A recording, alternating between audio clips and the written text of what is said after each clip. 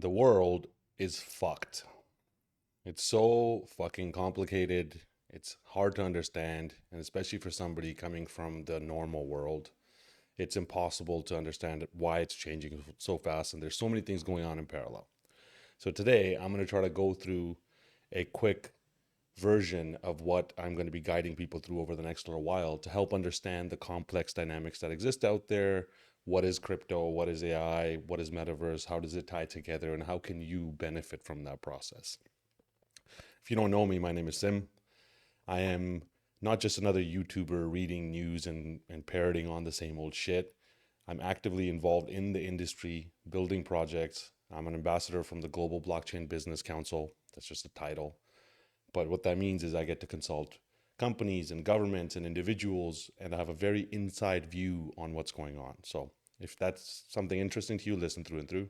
If you're somebody who's seen this a lot of times, I'm sorry you have to hear that. I've been told by my media team to say that every time because you got to parrot shit like that. But anyways, my point is the world is fucked. Okay. And one of the biggest reasons why it seems fucked is because the world goes through these phases, right? History goes through phases that are embodied in a quote. I think it's from Stalin. He said, there are years where nothing happens, there are decades where nothing happens, and then there are weeks where decades happen. And I always love that because we've lived in this world that was pretty relatively peaceful, calm, and growth and development was slow for years. Since World War II, things were inching along slowly, and a human mind could understand that. Everything was growing linearly, and there was a lot of growth happening. Right around the turn of the century, the world shifted to completely new models, exponential growth, network-based value models. Internet companies came out that became worth trillions of dollars, whereas Ford has not become worth $1 trillion, even though it's been here for over 100 years. As that technological development started to take off, the world started to speed up. So now things are hitting faster and faster and faster. So change is happening faster and faster and faster.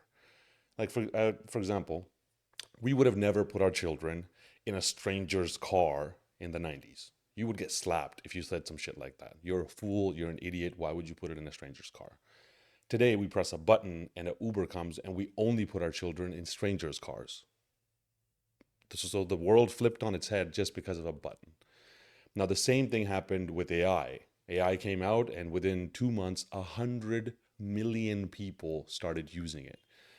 It went from there's no way computers can take the creative jobs to the first jobs they took were the creative jobs, right?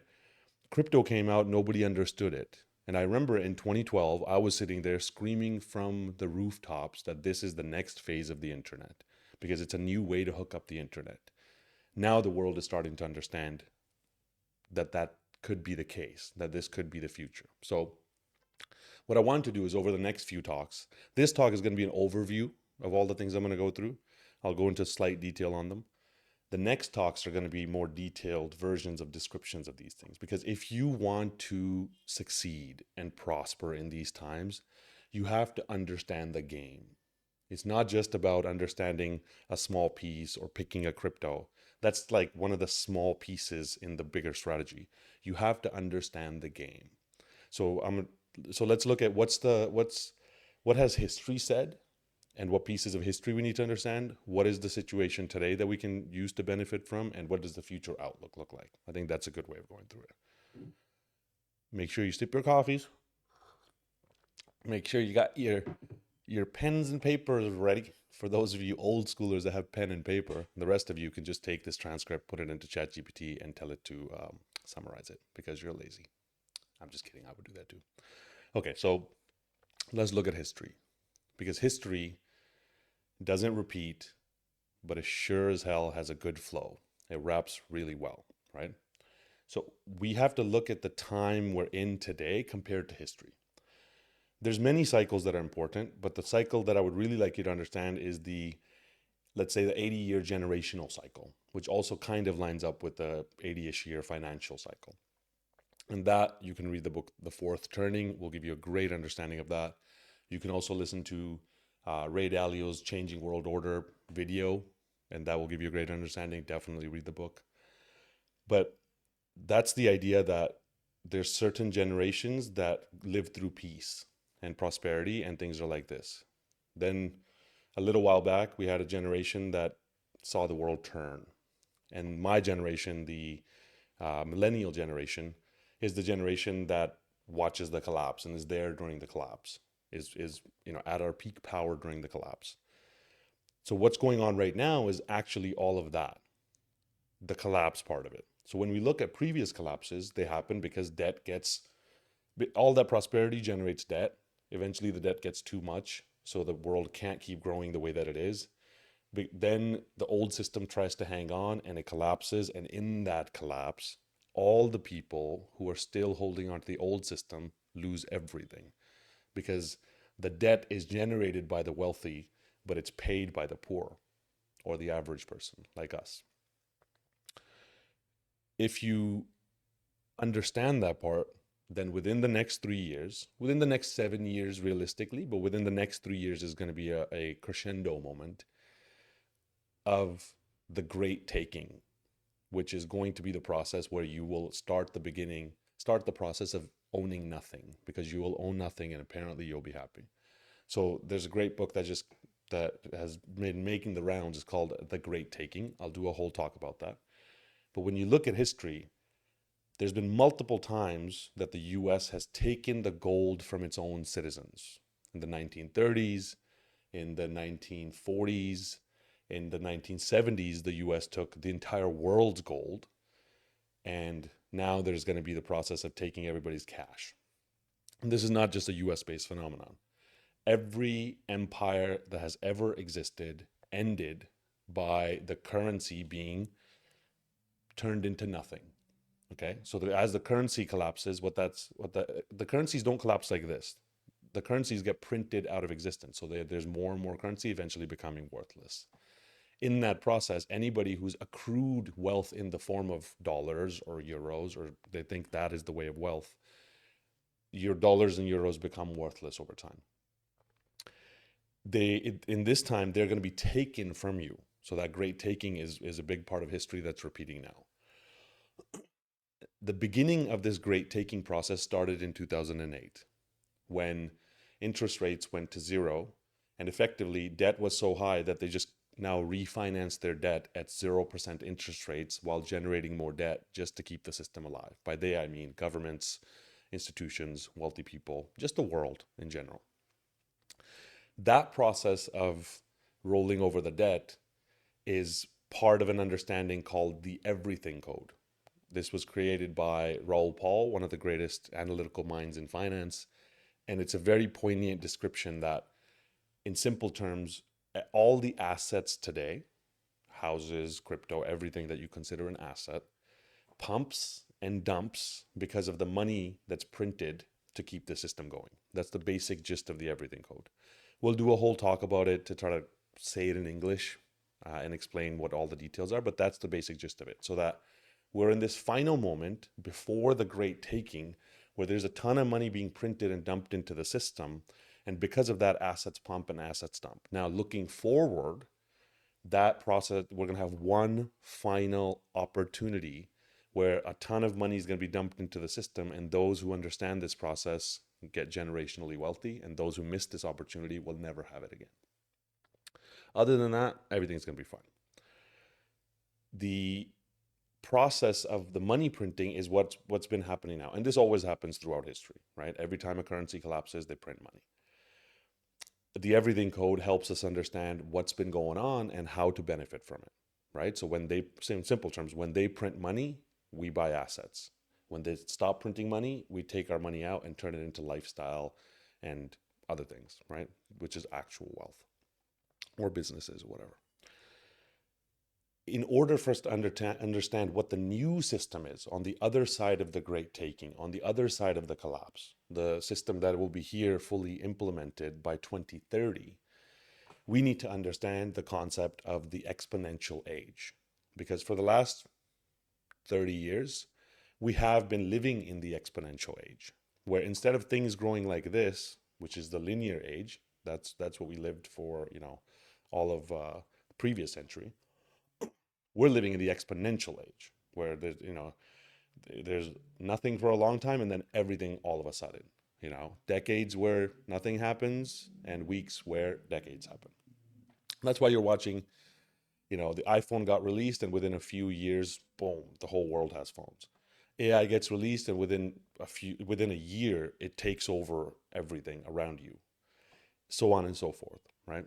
Crypto is only 13 years old and it's already becoming the base framework of society. So the exponential age, understanding that will help us benefit in the future. Now, part of understanding the exponential age is to understand that we are entering a new universe, and we'll talk about that in a second. That there's a whole new digital universe being created. I call it the digital new earth, right? Everybody talks about the new earth, but this is literally the new earth. You can see it, you can feel it, you can invest in it, you can buy it. But before we get to the future, let's look at the current situation. So what we just looked at is the history that all of these dynamics play out, and we'll go into much further detail and show you how to benefit from it. The current situation is that money printing already started in China. That liquidity started to flow in. There was a bunch of money printed and given to banks in the previous cycle that ended up in things like the reverse repo facility, about 2 point something trillion dollars. That has started to flow into the markets. At the same time, the collapse of the banks, the two banks that collapsed in the US, caused them to print more money. That has flowed into the market. So the flow of printed money into the markets has already started. That's why we've seen crypto go through its little bump. People call it a pump, but sure, it's a little bump in the road that has already started to see these quick reacting assets start to move. This is just the starting. We're not even anywhere close to the real game. Now, the beginning of the real pump in crypto the beginning is close. The real process is going to take about 2 years to play out. Again, nobody knows. If don't think that I'm some kind of magic ball. I'm going from the data. But to the best of my knowledge and the best of the resources that we have from all the paid analysts, the hedge fund level knowledge that we access, it's saying that over the next 2 years, there's going to be a ton more money printed. Over the next year, there's going to be a lot of money printed over 2024. And then somewhere in the middle of 2025, something crazy happens. I put my money on cyber attacks on the entire world, on every part of infrastructure, which means that they have to print an insane amount of money. And if you are somebody who holds the right assets and can participate with them, can actually interact with them, you will likely win out in that scenario. But the liquidity has started to return. The money has started to return into the markets, and we're seeing the beginning of that. We have been in this crypto spring period, which is this period where it does kind of this for a while. And there's still some more left. But on the other side is the real summer period where we, what they call, go to the moon in some capacity, because summertime is a good time to go to the moon, right? At the same time, in order for summer to happen, summer happens because they print money. They print money because they have an excuse to print money. The last time the excuse was, oh, there's a cough out. Everybody close down your houses. We're going to print a bunch of money. Hopefully you remember that one. This time around, they have to print the same amount of money again for 2024 just to keep the behemoth alive. So there's going to be another chapter of the shit show that's going to be introduced. A new boogeyman that will be introduced at the beginning of 2024. That gets used as an excuse to print money, and we start the circle of the merry-go-round again. Terrible for the real world, amazing for the asset world. Terrible for the old earth, amazing for the new earth. Okay? So that's it. Money's starting to return. Summer is ahead of us. Next chapter of the shit show's coming. Some new boogeyman's going to be released. Black Swan event is going to happen, and then that's going to be used as an excuse to print money, and we go back on the shit show. Now, looking forward into the future, it's really important to have a mental model of how you can understand the complexity of what's going on. So here's one of the best models that I use. I'm thinking about crypto as a new earth, right? Raoul Paul says the same thing. Many people have started to understand this kind of thing, but I'm thinking of crypto and and AI and metaverse, all this stuff is the new earth. Imagine it's a digital realm, and it literally is a digital realm. That is what the metaverse is. It's a digital realm with an infinite number of experiences inside. But let's just imagine this is the old earth, the physical earth. Then there's the digital earth. And right now we're in the digital earth. You are watching this on the digital earth. You have this square window that you look through into the digital earth. Pretty soon that's going to go onto your eyes within the next few years. And you will be able to experience fully in 3D that digital earth. You will step into that. You'll walk through the door and step into that digital earth. That is what the metaverse is. Inside of the metaverse is an infinite number of different realities, let's say. It's an infinite number of earths inside of that. Then let's imagine that each one of those is a version of the earth. Inside of those, we will have entities, super brilliant entities populating it. That's AI. We'll talk to them and interact with them and live with them. That's what AI is, digital entities inside of a digital earth, a digital experience.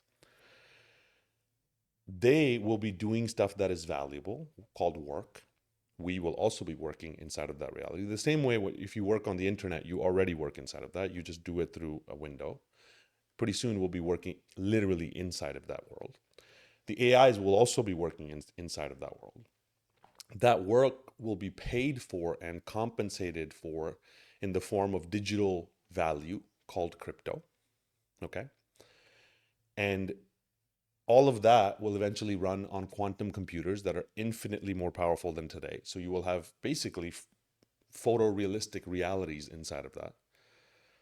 And that it will be, that'll create a new economy where, with no offices, yet no physical offices, yet an infinite number of offices, an infinite number of entities, human and non-human, can do an infinite amount of work. Wait with me here. Wait, put your mind back together. I know it's blowing up. Can do an infinite amount of work and generate an infinite amount of value effectively for basically zero cost, because it doesn't actually exist. It's all just being simulated inside of computers. That's the new earth. Okay? That's one version of the new earth that's being built. And inside of that earth, you will own nothing, because you will have everything. You can turn into a dragon and fly around if you want. You can have Ferraris. You can have a million beautiful girlfriends. You can have all of that inside of there. So many people, most people will be happy to have all of that, because if it feels real, what's the difference, right? That's not my mindset. I like reality. I like physically actually having things, and not even having things. I'm a very minimalist as far as living, but I like having the option. I don't like being put into a digital world. Now, am I going to go into the digital world? Fuck yeah, right? I'm building it. But am I going to be forced in there? No. And I'm going to make sure me and my people are not forced to live in that reality. We will enjoy it and benefit from it, but still have access to this real reality. I digress.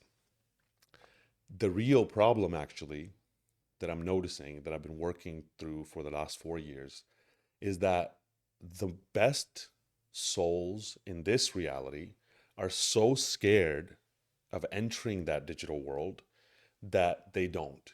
And even the ones who try to enter that digital world, and they do it in a way without understanding it, they get all their money stolen, they get hacked, they just lose everything inside of that world, because that world doesn't work like this physical world, right? So understanding how to move from this earth and participate inside of that earth without hurting yourself, without losing everything that you have, or without violating your ethics, or so on and so forth. All of that requires a clear plan and a step-by-step strategy, and somebody to hold your hand and walk you in and walk you back out. Because what I see is a lot of people go, yeah, I'm going to buy crypto, and they run in with all their money. And one, they either lose it all, or they get stuck inside, or they did something which they don't even realize, or they make a mistake, or they get hacked, or they just can't get out. And they put all their hard-earned value from this world into that world, thinking that they're saving themselves, but they walk themselves into trouble. So that's what we're going to go through. Okay, we're going to go through what history looks like, what each one of these pieces looks like, how to understand it, how to not get fucked, how to actually be able to participate with that, what the current situation looks like and what to do in the current situation, and what each one of these future outlooks looks like, and how to understand and absorb it and benefit from it, and move into this new world consciously. And now a word from our sponsors. I'm just kidding. There's never sponsors. My words can't be bought. I self-fund all this shit because I don't need other people's money and I don't want to be beholden to say anything. So I will never take sponsors. Just know that this is all being done because I have a sponsor that is called God or universe or whatever you want. Anyways, hopefully this was valuable. Join us next time for the next chapter of the Shit Show Report.